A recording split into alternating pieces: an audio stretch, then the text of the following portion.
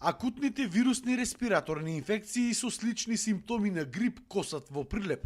Најмногу се погодени децата од 0 до 6 години, како и училиштата, каде се случува во некои класови да има само по неколку деца.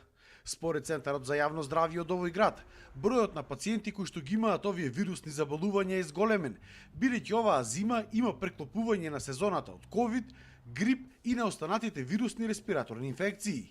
Овие заболувања имаат слични симптоми и нивното докажување е можно само со лабораториско испитување. Ние ги следиме заболувањата, значи грип или заболувања кои што личат на грип, но ги следиме и двете групи на респираторни вирусни инфекции, како акутни респираторни инфекции на горните дишни патишта и акутни респираторни инфекции на долните респираторни патишта. Иматичните лекари велат дека притисокот врз во последниот период е премногу голем, токму поради овие акутни вирусни респираторни инфекции. Има наплив на вирусни инфекции со температури и продолжени кашлици, зголемен е број и на возрастни, а посебно на школски деца. На пациентите можам да му порачам да зема витамини, парацетамоли, течности, на вирусот антибиотик не делува, така да треба да има поиќе домашна нега и одмор.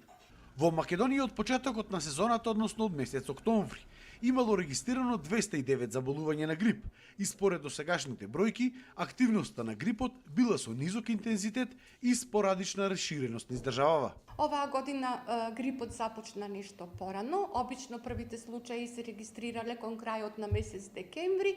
Кај нас конкретно, значи, во Прилеп пријавени се досега само 19 случаи на заболувања од грип или заболувања слични на грип. Најмногу се во возрастната група од 15 до 64 години. Според Центарот за јавно здравје, грипот допрва треба да го достигне својот пик во Македонија, и тоа во месеците јануари и февруари.